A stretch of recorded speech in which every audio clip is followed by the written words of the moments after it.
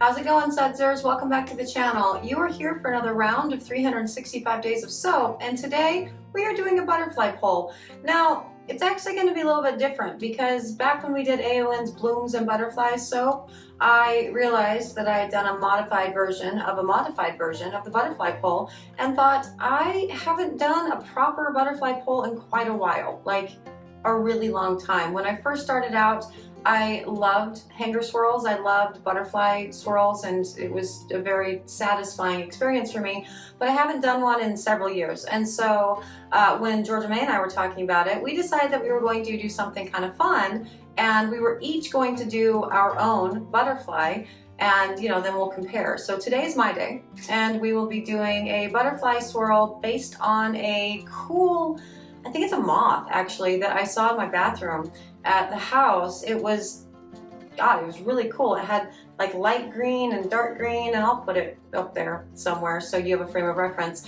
But I really loved it because it was against the charcoal backdrop of my bathroom walls, and that was really cool for me. And I decided to model my butterfly swirl pour after that. So I'll talk to you in the video about how you do a butterfly swirl and the proper technique and the technique that I use, because I never do anything proper in the video. So let's go watch it.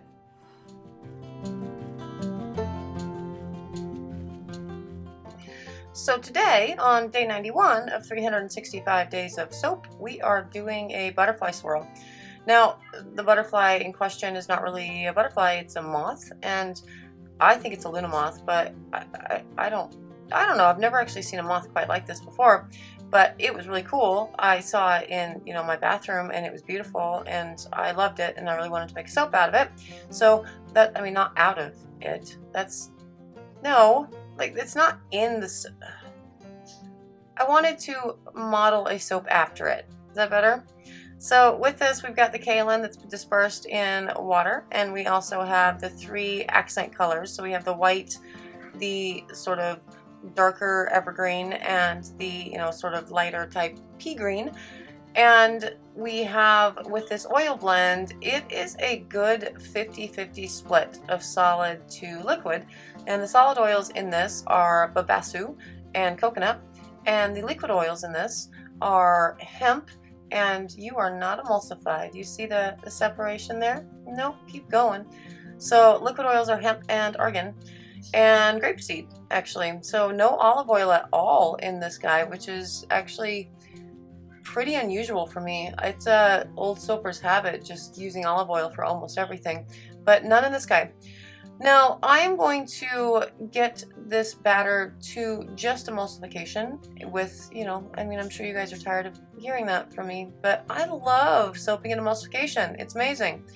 So the scent blend that we have with this guy, that's in the kaolin and the water blend there, so it's kind of both, and that's kind of weird, but I couldn't find another beaker, is actually a dupe from a Bath & Body Works scent called Hello Beautiful. And the reason that I used this was because I saw this Luna Moth again, and it was beautiful, and so I'm like, well, that's fun. I haven't actually played with this dupe yet, so let's see what it does. As far as what it does in soap, I don't know. I don't know if it discolors or accelerates or does anything. Based on the notes that are in it, you have some citrus, you have some like light florals, and a little bit of like amber and some like woodsy.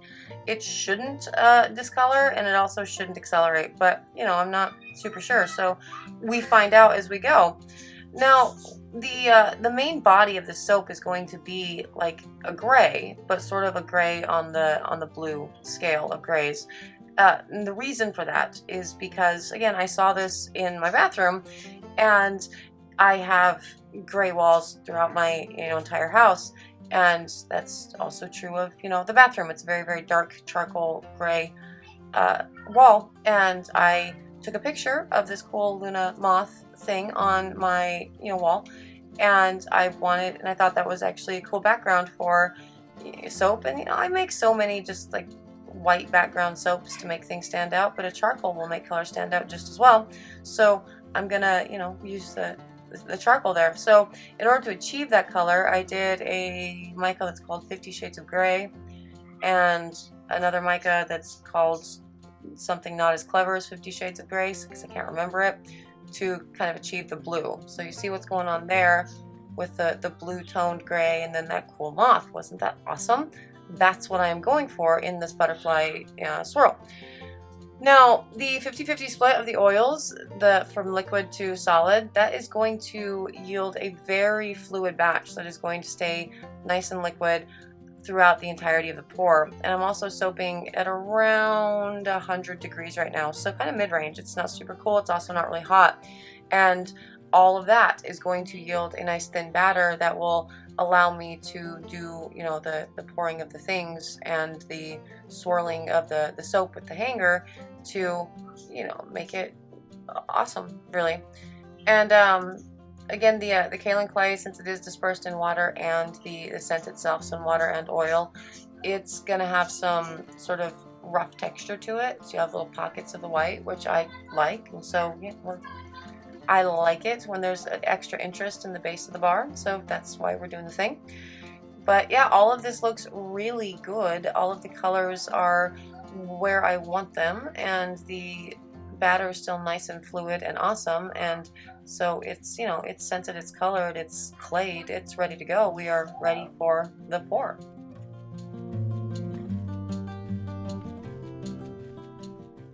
So the Luna Moth pour, this is a butterfly pour.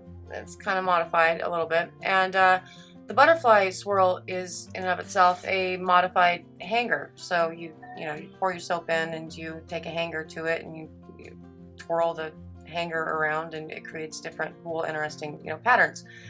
And with this particular pour, the butterfly pour, there's kind of a way that you do it, and I don't know, I have swirled butterfly swirls in multiple ways, and then you can achieve a butterfly swirl with almost any pull. Really, you just kind of have to be cognizant of what you're trying to do inside the bar. And yeah, so what I am doing, I have laid about half of the soap batter, the base color, down into the mold, and now I am just taking the colored portion, and you see I have twice as much white as I do the two greens, and I am laying down, so light green, white, dark green, white, continuing on until all of the greens and whites are in the mold. And I am doing wall pours with all of this, or as close to the wall as I can get, to keep everything on the left hand side of the soap. Now the reason for that is, if this pulls too terribly far out, or goes too terribly far out into the middle or towards the right, you're not going to get the effect that you really want. But this whole pushing it out towards the right, that definitely is what you want in a butterfly swirl, because you want something to essentially manipulate with the hanger, and when you're doing your pull. And if everything were just to stay in one place, just along that left wall there, it wouldn't do a whole lot in the finished actual pull. It would just kind of pull those colors a little bit into each other, but mostly just a little bit into the middle of the bar. It wouldn't really have the same effect at all. So that it's going out like that, that's a good thing. That's awesome. Don't try to break your neck keeping it too close to the wall. This is also similar to like a teardrop pour, which I also haven't shown you, but kind of the same concept remains in a teardrop pour. You're, except you're doing it in the middle of the bar, and you will then use the soap after it gets, kind of big like this with the alternating colors on either side of those colors to sort of zip the batter back up, and it creates the end result that is a teardrop. But we're not doing that right now. We're doing, a butterfly, so I should stop talking about teardrops. Anyway, this is all looking really good. The batter's a really nice consistency for this. I said that I stopped at emulsification, and I did, but then with all the mixing of the colors and, making sure that my colors were where I wanted them to be or whatever, it gets thicker, which is nice because for a good hanger, you really do want to work with a thin to a medium trace batter overall. I just stop at emulsification, so I have plenty of time to make sure my colors are dialed in. And as you saw with the gray, I wasn't happy with my gray, so I had to continue, adding more mica until it was a color that I was happy with. So it's good to, stop at emulsification and give yourself plenty of time to get your colors really good to go before you start your pour, so then you're not rushing. Now, this is all in. All the soap is in, and it is time for the hanger. And so I'm going to be putting, see right there, like in about a third of the way in from the right, it's going to go in right there all the way down, and then I'm going to take a couple turns to the left side of the mold and back over to the right and kind of do it again halfway up the bar inside, and there it is. And I didn't feel like I got a good pull with the top part there, so I wanted to do it again to really make sure that we had a proper kind of wing on the top. And so I put the hanger back in the thing. And maybe I should give you a picture of how that pull goes. But again, it's not. You can achieve a butterfly with a lot of different ways. Usually when I do a butterfly, I kind of put them on the the left-hand side of the mold, and I do the circles going counterclockwise, working to the right. And this was a different way to do it. So let's see, how that works out. And then for the rest of the soap that I have left in the containers and the beakers and everything, I'm just gonna put it on the top of the soap and cover it up with the gray. And I don't really have enough gray to cover the entirety of the bar and of the essentially the moth, the butterfly inside. So at this moment, when I realized I hadn't left myself enough batter, I decided that I was going to have to do like a decorative top and take a skewer to it, which is cool because I like skewering soaps. That's awesome. It's one of my favorite things to do ever, doing a pretty little top on soaps. So that's what I will be doing as soon as I kind of bang this down and get it all cleaned up. We're just gonna take a hanger to it or a skewer to it and make the top look less like that, because that's unfinished really. So we're gonna finish that up. And I don't have any real rhyme or reason to what I'm doing with the skewer. I'm just kind of moving the colors into themselves to create some interest, and so we don't have just giant blocks of gray and little stripes of gray, whatever. So that's the thing. And this guy is now ready to be wrapped and put in the oven for C-pop, which I C-pop all my soaps. It's a thing. I like it. And we will cut it tomorrow and see what the Luna Moth looks like inside the bar.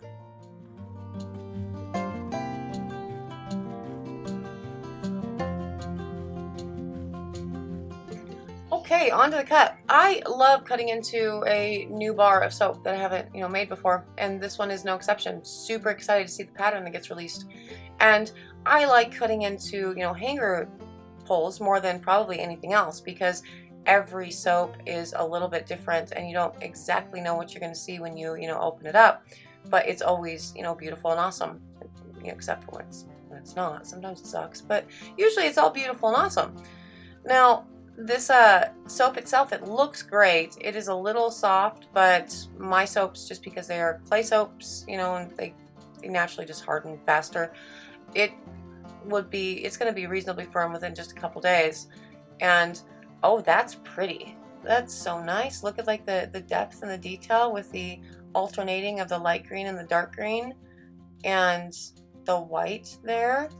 That's so pretty. Very, very wispy. And lovely. And yes, and that's the whole point of a butterfly soap with that is, you know, you put two bars together and it forms like a pattern, and you get that with like the lotus and those sorts of things, and that's fun. It's cool. And the reason why the top portion is kind of bigger and farther out in the bar, right, is because I took a skewer or the hanger to it twice, and I only took the hanger. See, that's beautiful. Oh, that's awesome. And I only took the hanger to the bottom portion once, and I took the hanger to the top portion 2 times to continue like pulling them through and really pushing them out into, you know, the base of the bar.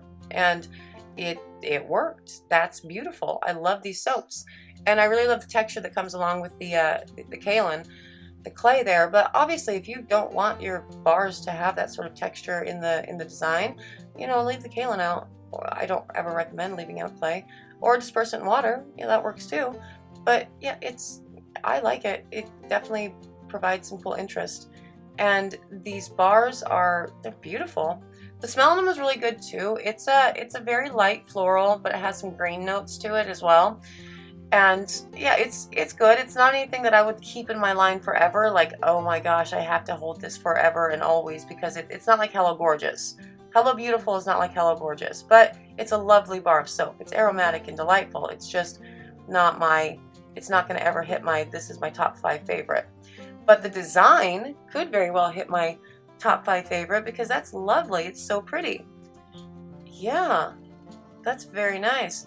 Now, I've shown you this picture of this moth twice, actually, at this point, and I'm not actually sure it's a Luna Moth, so you should like tell me in the comments below what kind of moth it actually is, because I don't know things. I just play video games, and it looks like a Luna Moth that I see on Skyrim, so that's what I'm going to call it, but I could be completely wrong. But you know, for now, there is your butterfly swirl, the Luna Moth, and it's absolutely beautiful. I am so excited about this bar. I'm definitely taking one home. I gotta tell ya, I haven't done a butterfly swirl in a long time, but I'm super happy with that one. It was really pretty. The cool thing again about a butterfly swirl is going to be when you put the two things together, it can form, you know, a butterfly. And in my case, I think it's a moth. I don't know. Tell me in the comments below what that thing is, because it was absolutely beautiful, and I enjoyed it for as long as it actually hung out in the bathroom. But then the neighbor kids like shoot it away and probably killed it. I don't know. Anyway, I really do love this particular soap. I'm very, very happy with it, and I'm very excited to see what Georgia Mae comes up with tomorrow. If you're interested in getting this butterfly soap, you can totally do that. It's on the website at soapandplay.com. And if you're interested in seeing what Georgia Mae does with hers, subscribe to the channel and come back tomorrow, because we're going to be, you know, showing hers, and let's, you know, see whose design is better. It will be hers. I just know it. Anyway, that will basically do it for me today. Again, thank you so much for joining me for another round of 365 Days of Soap, and I will see you tomorrow. Bye.